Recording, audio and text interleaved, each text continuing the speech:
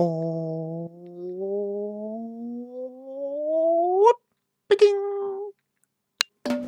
June, we decided to take a 1-year-old on a holiday. I'm on orangutan. Start of our family holiday. Travelling started easier than we thought it'd be, but little did we know, this was the week she'd start to walk. The views on the way from the airport don't disappoint. Dubrovnik is a stunning place to visit, but boy is it hot. So pack some light clothes. It's warm enough for you, Moo. 32 degrees.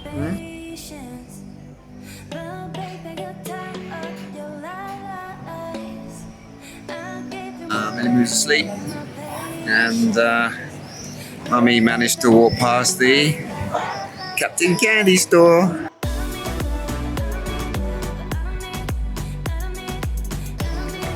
As well as wandering around the medieval streets, Dubrovnik has some great views from up on the ramparts. If you're going to walk around with a baby though, take a backpack because it's longer than you think. 2 hours is about the journey time. Are you awake?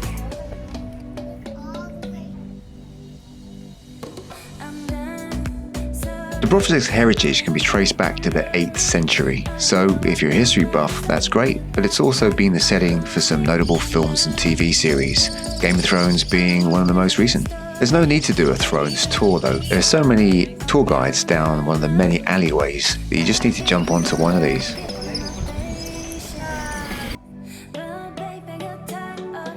BC, or before COVID, Dubrovnik was a super busy city. If you're travelling with a small baby and you want a slower pace of life, visit the nearby island of Lokrum. We're in the island. Hey.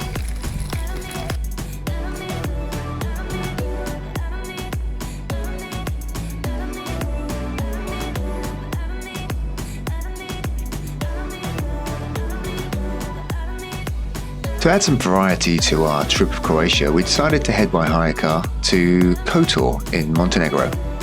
This town was first mentioned in Roman text in 168 BC, making it one of the oldest towns to be founded outside of Roman Italy. It's also said to be one of the best examples of a Roman town still in existence.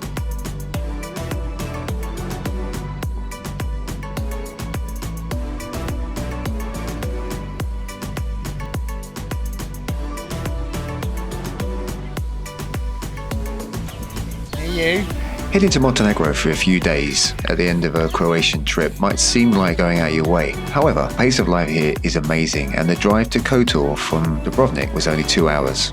In our view, a well worthwhile trip.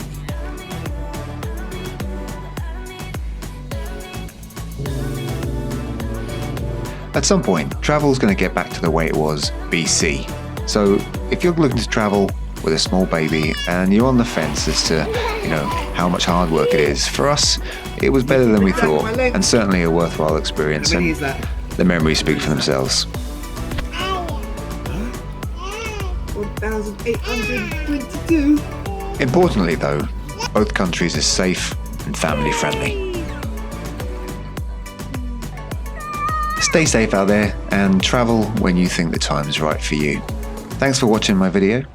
If it's been of some help, please give me a thumbs up, and if you'd like to see more, please subscribe.